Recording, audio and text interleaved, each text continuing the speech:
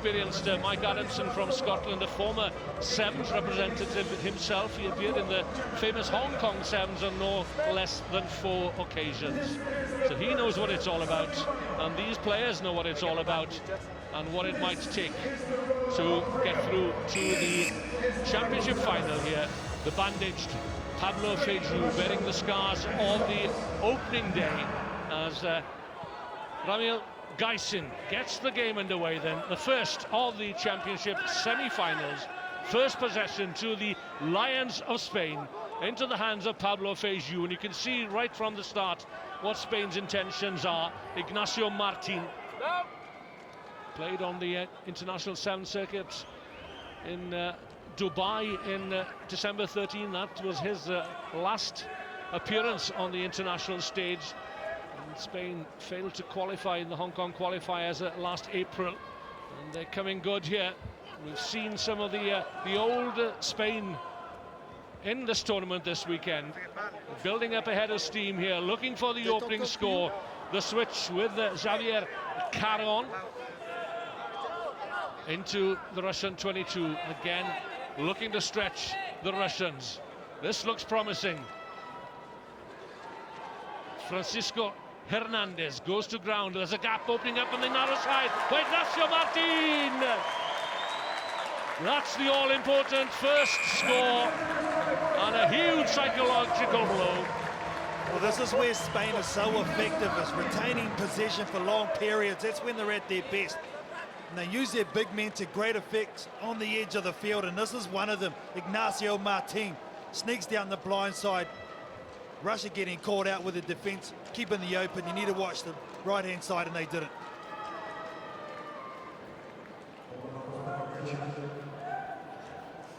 Wry wink from the try scorer Ignacio Martin. I enjoyed that, he said. So this then, Hernandez. Left-footed, just misses out on the 2 points. And Pablo Feiju, the captain in the background there, just rallying his troops as he runs back into his own half. Well, they look very composed to the Spanish. They usually put Ignacio Martin on one side and they'll chuck Villanueva on the other side. So you have to send defenders there, and it opens up the middle as well. Russians set up 2 pods, one on the near side, one on the far side, tempting the kicker, the Spanish kicker, to aim the kick towards them. Great height there from Iñaki Villanueva, such an important ball-winning player for Spain. Angel Lopez goes to ground. Pablo Feiju tackled high. Referee Adamson waiting for advantage. It's all Spain in the opening minutes, looking for a second score here to make the Russians think hard about what they're doing. Good work by Vladislav Lazarenko, getting his hands on the ball. Going forward. And lucky for him, the ball did go forward. Already the battle scars on show. He's got the head taped up, Feiju, and he's caught one around the eye as well, but they won't deter him. Well, he's an inspiration, is Pablo Feiju. For so long, the captain of Spain's Sevens, and it's not so long ago that Spain were defeating England and Wales at the same weekend on the Gold Coast of Australia. They're eyeing some gold themselves here. Feiju. And it goes again. Sprinting for the corner. Xavier Carrion. Couldn't quite get the ball back inside to the supporting runners. Now then there's a chance here. 1, 2, perhaps more passes. Good work by Ignacio Martin, but straight into the hands of Vladislav Lazarenko. Didn't look where he was passing. He expected one of his colleagues to be there. But Russia still camped in their own 22 here. But they'll get an opportunity to clear their lines. Geez, this is a huge relieving penalty for them. They look a bit skitterish at the moment, do Russia. The bit of confusion amongst their attacking line, which is very, very flat. There was no options. Gaisin. Great distance on that kick. Pablo Feiju from the Cisneros club in Madrid. Spain will trouble Russia because the physicality across the board has been a real feature, and I think at the start of this game you can see that the way they're able to dominate the contact area, whoever takes it in, they're getting their bridger over there quickly. Russia aren't able to slow their ball down at the moment. They've got a great attacking opportunity here. Russia just won the first leg of the 2016 Rugby Europe Grand Prix and the home event in Moscow, and interestingly they defeated Spain in the quarterfinals by 26-12, and here they come through Sozanov. Who knows where the try line is. Back on the narrow side, using good strength here is Igor Galinovsky, a long-time servant of the Russian Sevens. Lazarenko again can't get away. Davidov, keep an eye out on him. And Russia making heavy weather of this, and Sozanov has a look towards his colleagues. I'm not sure whether he was expecting that, but he's done well as the Russian number 6. Well, he must be the top try scorer close to it here at Monaco this weekend. Vladislav Sozanov. Just need to put the ball down there. We took a punt trying to take that hit, but Sozanov, 6th try over the weekend. He's been good. Suddenly has it up there with the Tongan Uli Sequoia, Tim Biniak of Germany. Look, there are 2 German players in the top 5 there. Phil Chesney is the second. Taking a deep breath, there's Vladislav Sozanov. Well, he really has had to step off because Vladimir Shrusko, who's normally the go-to man for the Russian team, really hasn't fired a shot over the weekend, and Simplikevich, who's been on the bench, has been ill-effective as well. It's tied up at 5 points all as we approach the break. 7 minutes each way, of course. Spain very efficient and competent at the restart. It's that little man with the dancing feet, Angel Lopez, again causing problems, asking questions. Javier Carrion to reach forward for that pass. Look at the number of passes that Spain are completing here. Lovely work here, back on the narrow side. Carrion will have another go, sucking in the Russian defenders.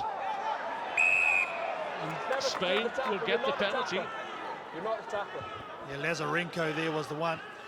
And you can't touch that ball because the Spanish are getting their bridger over quickly and it's making it a ruck, so the tackler has to leave the ball alone. He does it on this occasion. And do they just take it to the half-time 5-all? They're happy with that, or they're going to have a nudge.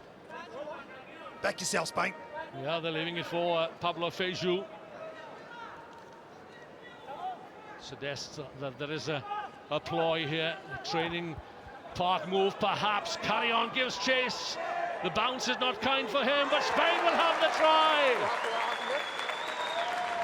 Referee Adamson just checks with his assistant. Okay. Okay, so foul play gets red, played advantage, and try was scored by Spain. Thank you. Time on. Clear communications from England's Sarah Cox, the assistant referee. What about the move and the chase there? There was the push they were talking about, the foul play on Carrion. But what about the chase from Inaki Villanueva? Pushes him out of the road, but the 2 big men getting it done for Spain. Well done. Well, that's a lesson in back yourself. The hooter, the siren had gone. And Pablo Feijó, he conjured up another try for Spain. Conversion is wide of the mark, but the lead has been restored. And Spain lead Russia at half-time here at the Stade Louis II Stadium by 10 points to 5.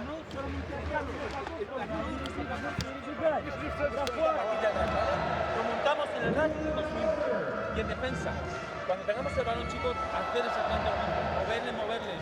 Si veis que van sobrebarriendo, como habéis hecho, Coco, volvemos a trabajar para el otro lado. Si no, con el filtro como pie está perfecto, estáis trabajando muy bien en defensa. Но мультипликамо. 3-4 человека, и нас там не хватает. Посмотрите, как Вова кричит, что и... Get in touch with us, #Monaco Sevens, that is the address. We're getting closer now to the all-important final here of the World Rugby Global Repechage in Monaco.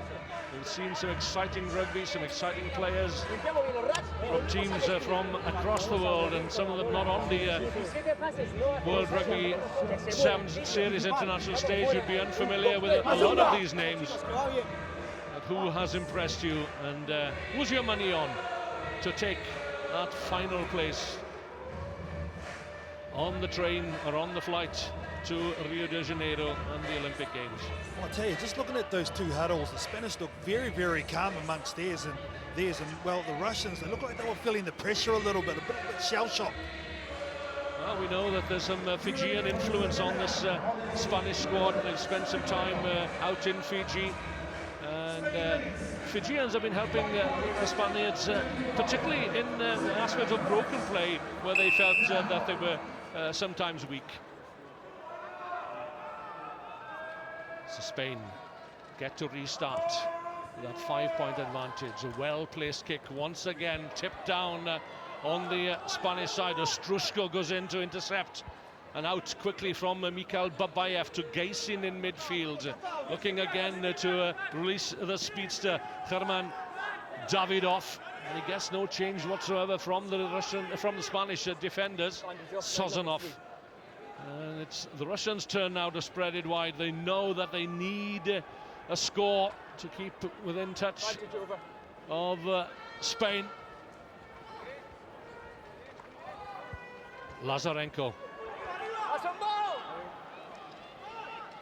The ball has been established. Whose ball is it going to be? It's Spain's ball.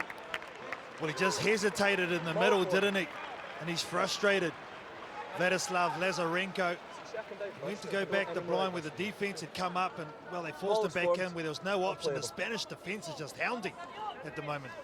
Some of these Russian players, they have good English, and Mike Adamson explaining exactly what the situation was and how he'd read it. What have been impressive with the Spanish team at the moment is their cohesion on attack has been very good. They get very deep. It gives themselves time. Well, they were regulars as a core team on the World Rugby Sevens series for 2 or 3 seasons.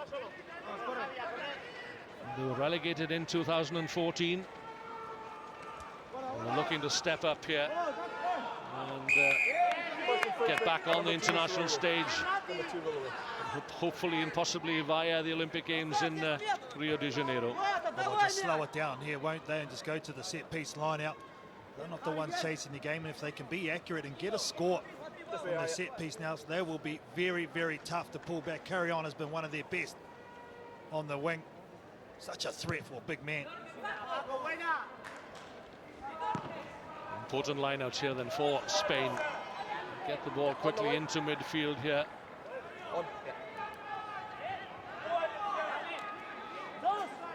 Mikhail Babayev from the VVA Saracens club in Moscow. Half a dozen representatives from that club on duty here in Monaco this weekend. Good take at the line out, and look how quickly the ball is shifted out into the hands of the diminutive Angel Lopez. That's an opportunity wasted. Ostrushko doing brilliant work over the ball. There was a nice run, and literally from that man on screen. Angel Lopez ran with a bit of vigor, but unfortunately his supporting players just a step too slow. Look at this one-on-one, he takes it up and look at that, lowers his shoulder. I think that was Babayev initially, and then the captain gets a timely turnover for Russia.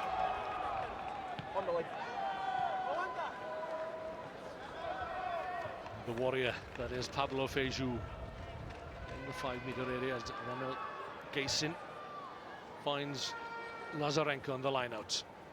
That's Ostrushko. What a lovely pass that was to the Russian try scorer. Sozanov stands up in the tackle, releases Davidov. One more pass, perhaps it might not be needed. Oh, that's another opportunity lost. And Spain hack it anywhere will do downfield. They'll have to come all the way back though. Oh, Davidov, if he passes this ball a little bit earlier to Ostrushko, they were in for all money, Russia. The game can change on little instances, the split seconds like that. Watch it here. Just before that, unfortunately, they had an opportunity. Look at the numbers just honeypotting around in defense for the Spanish.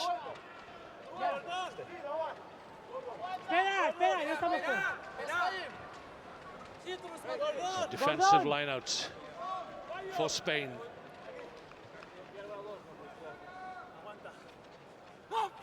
Villanueva again is the recipient. And 3 Russian players around the tackle area there, and in comes Gust Youssef, the number 10, to battle for possession, but Spain somehow have managed to retain possession.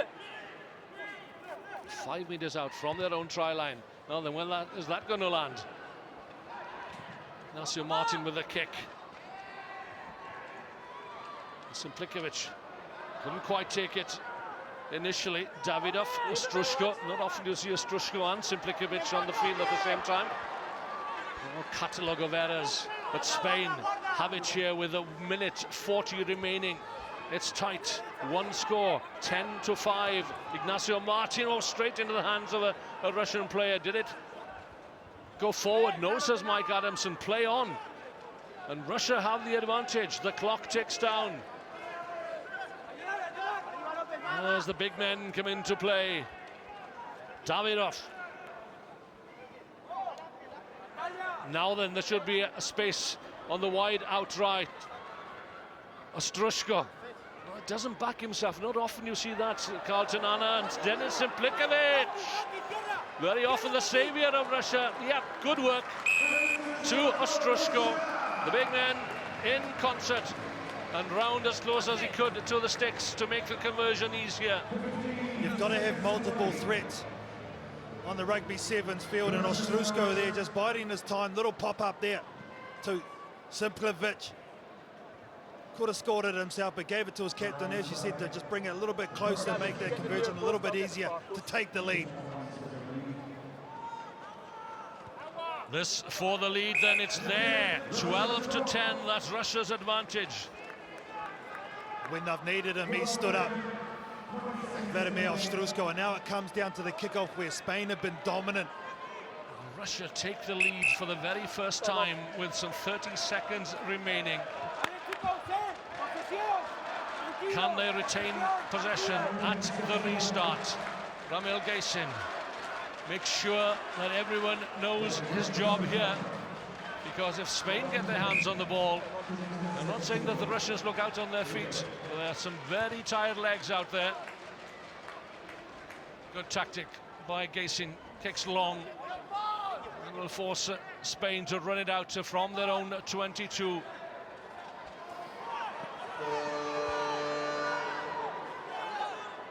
There goes the siren. The last throw of the dice then for Spain here. Russia at the moment in the box seat. The passes must go to hand. The ball must be kept in play. Villanueva takes it out wide. On the opposite side of the field, Lopez, Ignacio Martin, the long striding Ignacio Martin, almost broke through. That's Paul Pla, the replacement. Again into the hands of Lopez, I think it was. This is Losada up to the Russian 22. And round the outside comes Spain, and they're through to the championship final. What composure from the Spanish side. Igor Genwa is the hero of the hour. And the Russian squad absolutely devastated, down on their knees all over the park. Oh, it takes a lot of heart to be able to put multiple phases together when you need it. 16 seconds they had to win this game. They took the kickoff. They were 10 meters away from their own try line. Phase after phase after phase, and there he is. Oh, what a time to score your first try. What a heads-up play there. Everyone had gone out to the left-hand side. The fence went with it, and he backed himself. He went to blind. Oh, the star, he gives an opportunity, and Spain go to the final. And there it is, the agony and the ecstasy of championship sevens. Exemplified by Denis Simplikovic. he thought he'd done enough when he passed that ball back to Vladimir Ostrushko, and the conversion was good with 30 seconds to go, but Spain progressed through to the championship final.